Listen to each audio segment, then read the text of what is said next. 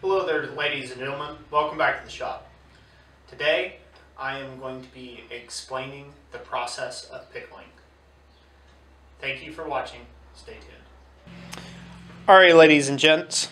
The first thing you are probably wondering is, well, what is pickle? Or what does Roy consider is pickling? Well, I consider pickling using a material or a method that is similar to, well, making a pickle. So, nothing really elaborate, just vinegar. The pickling solution that I use in the vinegar is 5% acidity. It is possible to find vinegar with 10% acidity by volume. They have water already added to it to reduce its acidity level essentially to 5%. But I'll talk a little more about how you can get that acidity level up here in the next clip. But essentially, this is what you're going to need, and you are going to need a plastic container or maybe a stainless steel pot to do your pickling in.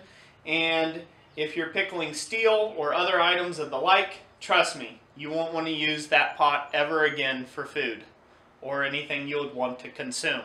So just something to keep in mind. So I wouldn't spend a lot of money on the pot or vessel that you use. And you'll see why here in just a moment.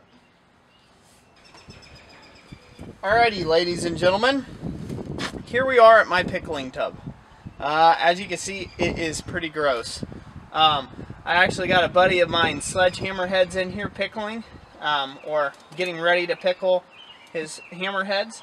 And as you can tell, they're all really rusty and corroded up in here.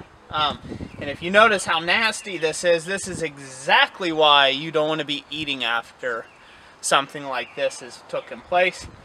You definitely won't make your wife happy. Not at all. Trust me. Anyways, so what I'm going to do is my setup is essentially a turkey fryer. I've got a turkey fryer burner underneath. If you got an electric hot plate or something like that, or you could even set, if it's a good steel pan, like a good steel jug or something, you could take and set it on the forge fire for this purpose, just to bring it up to a boiling heat. Once it comes up to a boiling heat, the pickling process takes about an hour to 2 hours, depending on how big or thick the material is, or how much surface area there is.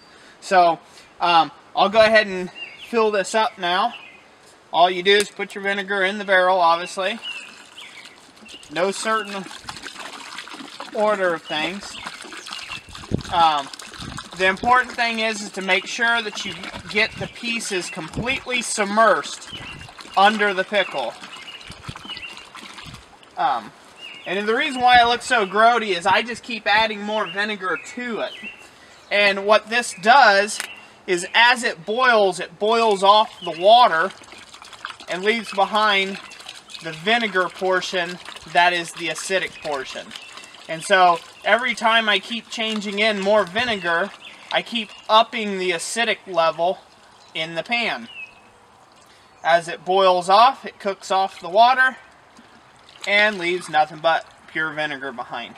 So we got those good and submersed in there. This is how I pickle my skillets to get all the scale off of them.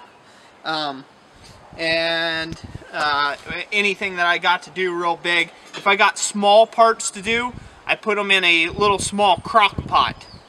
And I learned that method from Thomas Latane. In fact, I learned how to pickle steel from Thomas Latane. It's a highly effective method if you got a little bit of patience, especially if you're going to do some file work. So I'll fire this up real quick. Get it lit.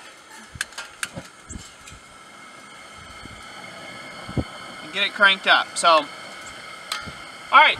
Well, this will take about 30 minutes or so before it's up to a boil. And then you let it run on a boil for about an hour after that. And then you'll be ready to take it out and go on to the next step. So I'll be right back with you guys. Alrighty, here we are. It's been about an hour, and as you can see, this is pretty darn nasty. Foamy and frothy, pretty gross.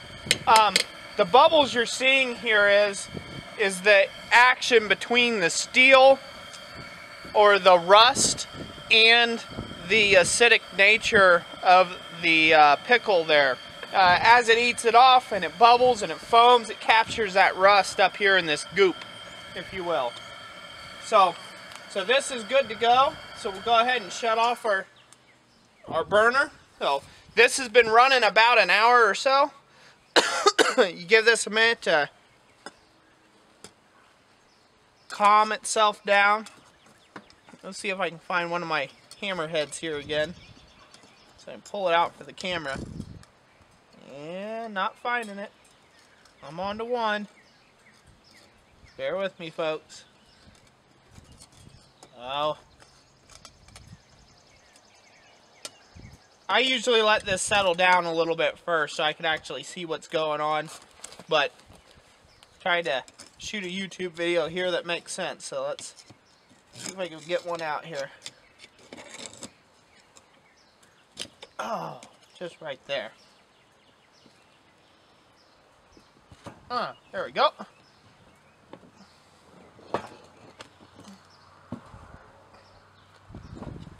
Alright. Now we pull them out. If you remember how scaly they were, now these will take a little more work than what less material will.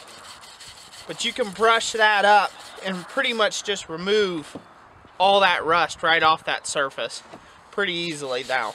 And what that does is that just cuts down through that surface of rust or scale that you may have on your material.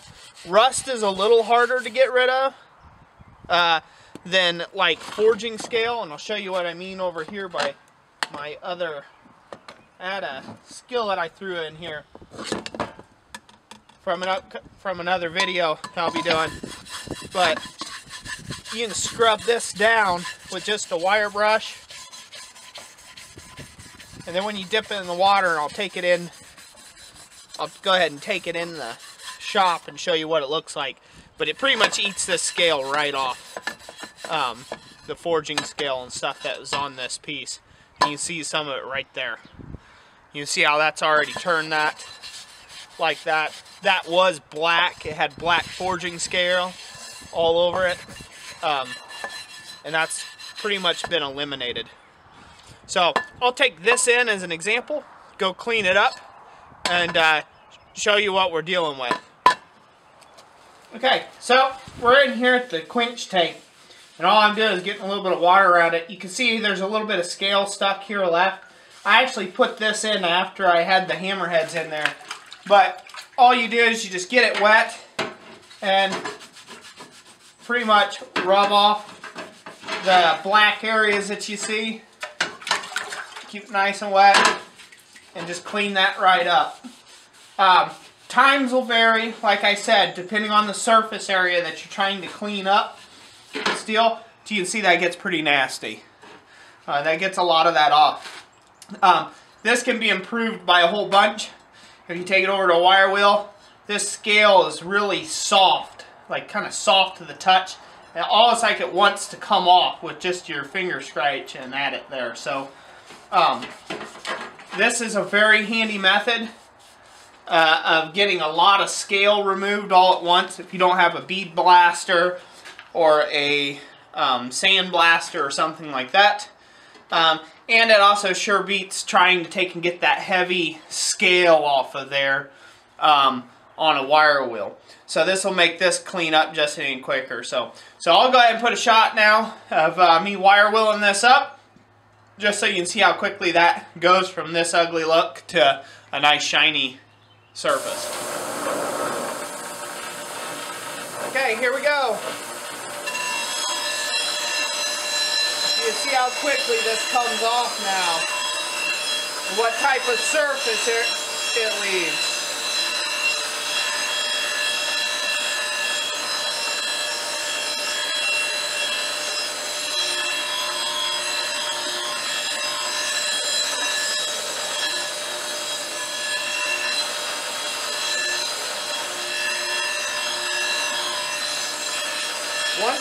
note about doing this pickling is you cannot leave the surface as is. You will create instant rust doing this. So you do have to prep the surface in some way after you get it cleaned up. Because if you don't, it'll rust right up. And I mean, I'm talking within an hour.